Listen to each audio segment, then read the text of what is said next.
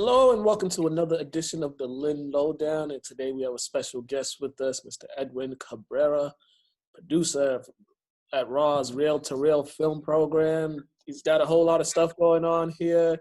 Edwin, how you doing, man? Doing pretty good. Obviously, I'm still a little mad about the decision yesterday in terms of the Breonna Taylor thing. But overall, in terms of my own health, I'm doing pretty good. Yeah, that's good. And that decision is going to be, I'm going to assume it's going to be one of the topics of discussion in this Equality, Justice, Dignity, the Raw Artworks presents the Look They Look Like Me series. There's so much to unravel. Just so much has happened just this year alone, and we're not even going to count the stuff that happened last year and years before. But there's been so many tragedies that's happened since January, pretty much. So tell me, what got you all to put this together? How was the planning process, and what was the idea in going into this?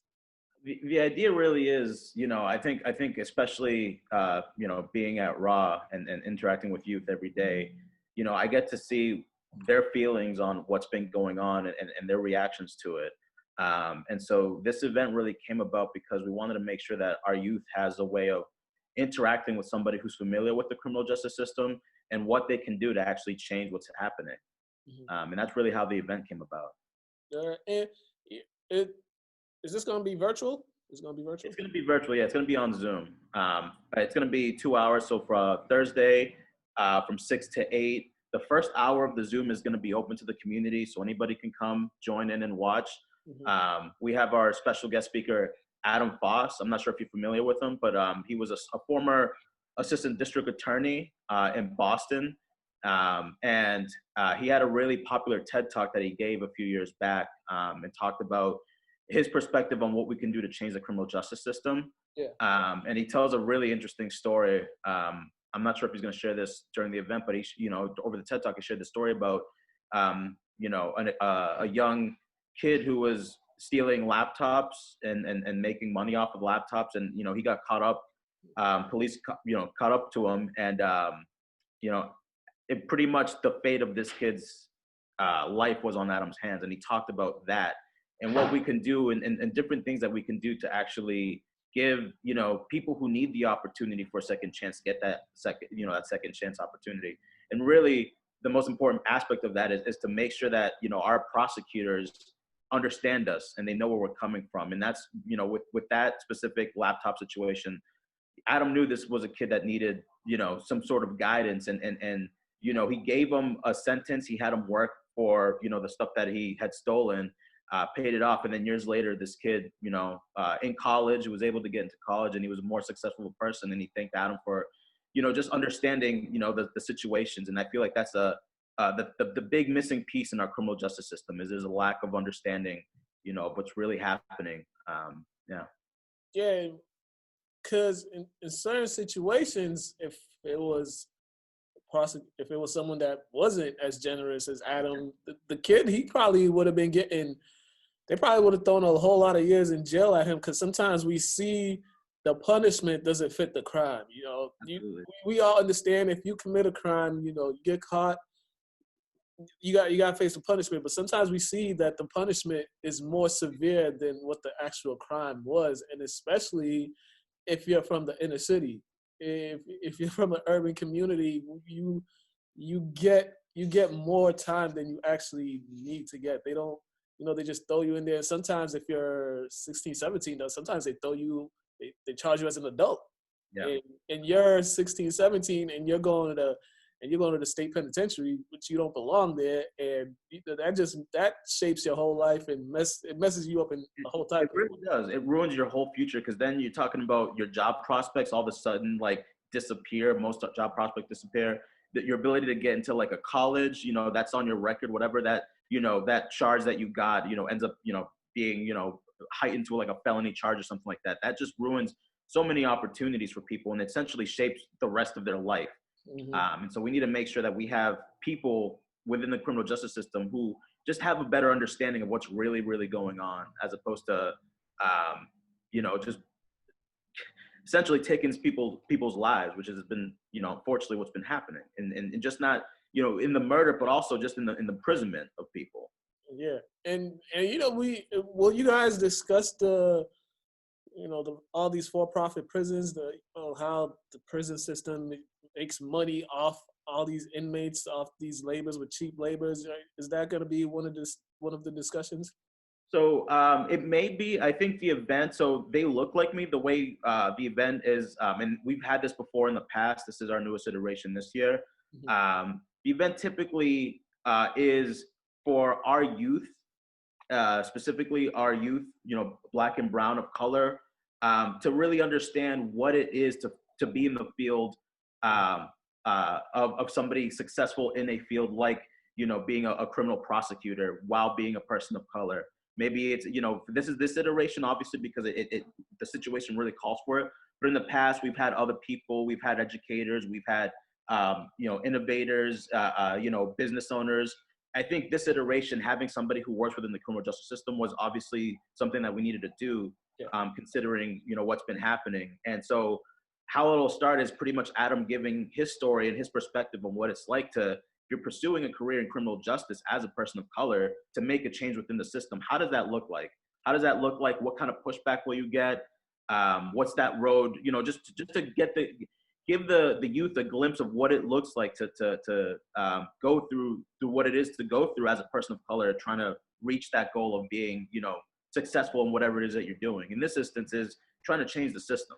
Yeah, and which is a hard system to try to change by yourself. But that is a very good point. If we have more kids that look like us that want to pursue that career, because not many of them, they look at that career and they don't think about it. Absolutely, yeah.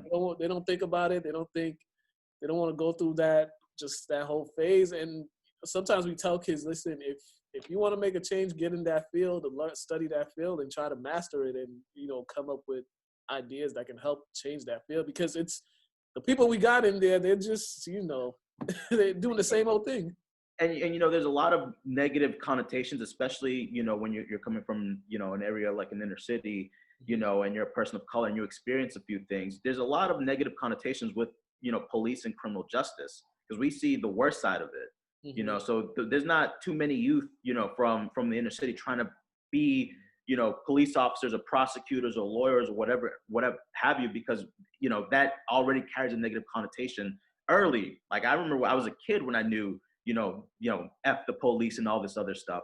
You get, that gets ingrained with you early, because you get to see it, and you get, people who, have been victims of the system in some aspect. And so, having somebody who's a person of color who's been through that, give their perspective, a clear perspective, not just like what you've heard or maybe the negative parts of what you experienced, but the part that hopefully, because we're looking for, hopefully can give us a little hope.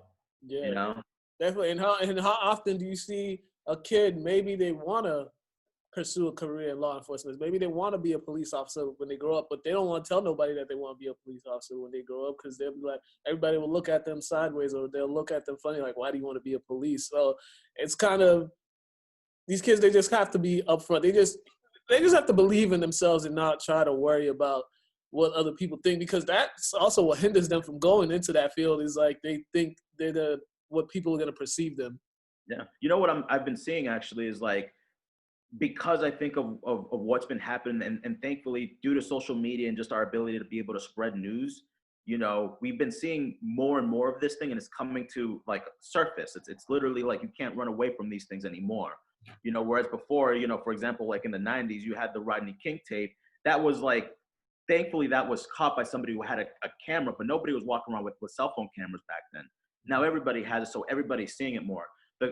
Usually the things that I get from youth now in terms of criminal justice or police is whether or not they want to go into that career field. They have a lot of serious questions that they want to ask, because now they're seeing a part of the police that they may have never seen before, which is the part of the police that, like, abuse power.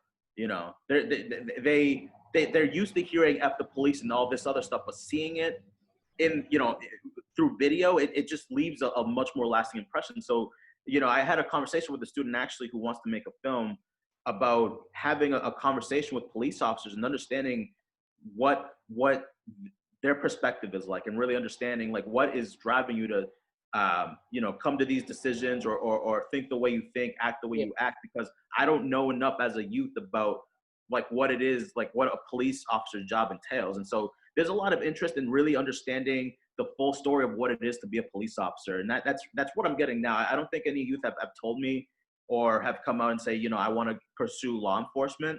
I think right now they have a lot of questions regarding what it is to work within law enforcement. Yeah, and I'm sure they probably wonder, because we all know what's right and what's wrong. And when you see something, and we're all seeing stuff that's not right, that's wrong, and there's no type of punishment, I'd have questions too. I'd have questions. I'd have a whole lot of concern, and then it's gonna trickle down with these young kids. Some of the folks that died from police brutality are their age. So now they have to think, I have to be careful when I go outside. I have to be careful when I'm around, when I see when police are around. So it's a lot for these kids coming up right now, because they're seeing so much. When we was coming up, we didn't. I mean, like you said, the Rodney King. We had the music. We had music that would tell us what stuff.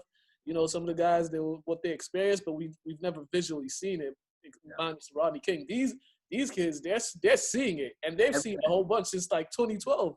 Every day a new video comes out. Every day we see something new. Every day we see another sickening video. And there's like, it leaves you like, and I'm an adult, and it still leaves me like with like just pain in my heart. I can't imagine what these kids feel like. So it's like, this is why this event is great.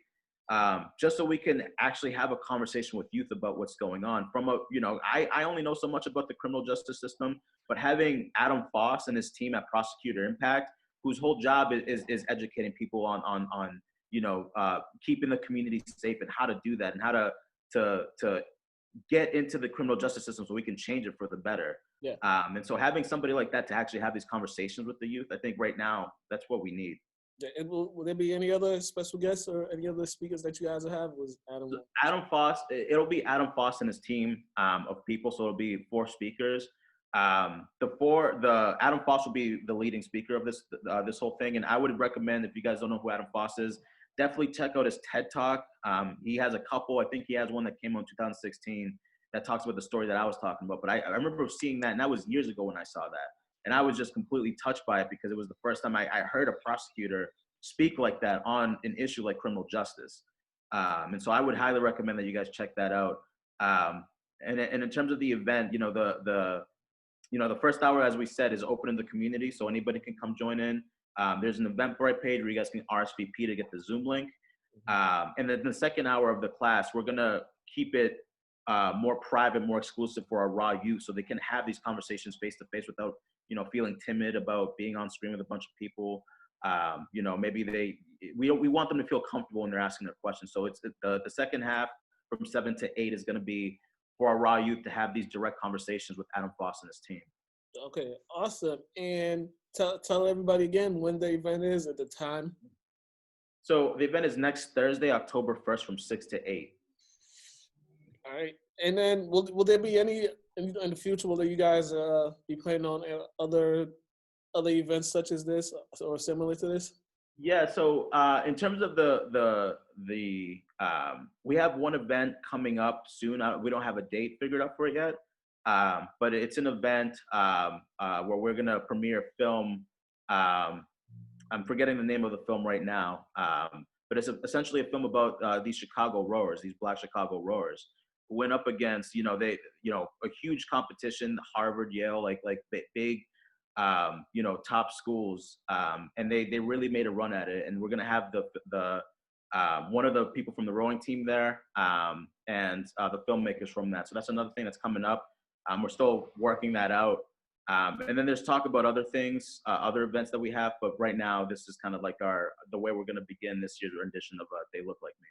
All right, awesome. All right, Edwin, thank you so much for coming along and telling us about this event. Once again, the event is Raw Artworks presents They Look Like Me series, which will be happening Thursday, October 1st from 6 to 8 p.m. Please go check out the Raw Artworks website for the link, RSVP, and just go ahead and check it out and support. Thank you once again for coming on. Thank you for having me.